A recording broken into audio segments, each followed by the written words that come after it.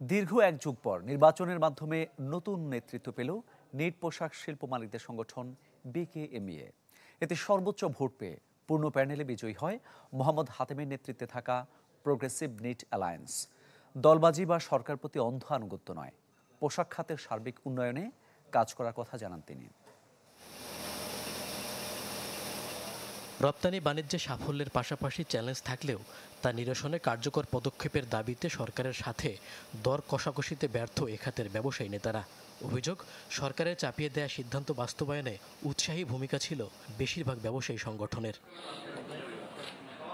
তাই গণতান্ত্রিক পদ্ধতিতে নির্বাচনের পরিবর্তে আওয়ামী লীগ সরকারের চাপিয়ে দেয়া মনোনয়ন হয়ে যেত এসব সংগঠনের নেতৃত্ব নির্বাচন। জুলাই গণঅভ্যুত্থানের পর থেকে যে ধারা থেকে বের হয়ে আসতে শুরু করে এসব সংগঠন, যার অংশ হিসেবে প্রায় এক যুগ পর অনুষ্ঠিত হলো বিকেএমইএর নির্বাচন।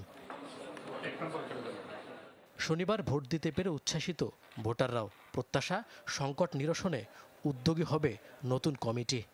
প্রার্থীর কাছ থেকে ভালো কিছু চাই, যাতে আমরা ভালোভাবে ব্যবসা করতে পারি।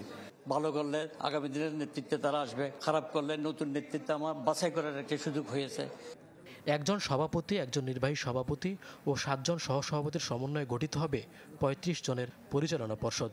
ভোটে জয়লাভ করেন বর্তমান সভাপতি মোহাম্মদ হাতেমের নেতৃত্বে থাকা প্রোগ্রেসিভ নিট অ্যালায়েন্স। জয়ের পর অতীতের ন্যায় আগামী দিনেও ব্যবসায়ীদের স্বার্থ রক্ষায় কাজ করার অভিপ্রায় ব্যক্ত করেন প্যানেল লিডার মোহাম্মদ হাতেম। আমরা আগামী দিনগুলিতে সরকারের সাথে আমাদের যে সমস্যাগুলি রয়েছে, বিশেষ করে অগ্রাধিকার ভিত্তিতে ইতিমধ্যেই আমরা জ্বালানি সংকট, বিশেষ করে গ্যাস সংকট নিয়ে আমরা কাজ করে যাচ্ছি। জ্বালানি উপদেষ্টা সহ তিতাস এবং পেট্রোবাংলাকে আমরা ধন্যবাদ জানাই যে গত 2-3 দিন আগেই একটা মিটিংয়ে আমরা বসছিলাম, সেখানে ওনারা আমাদের গ্যাস সংকট সমাধানের একটা উদ্যোগ নিয়েছেন। 2025 থেকে 2027 মেয়াদের পরিচালনা পর্ষদের নির্বাচনে ভোট পড়ে 75%। ভোট গ্রহণ অনুষ্ঠিত হয় ঢাকা ও নারায়ণগঞ্জে। একটা নির্বাচন সম্পন্ন করেছেন এবং পাশাপাশি মইনুল হাসান, চ্যানেল 24, ঢাকা।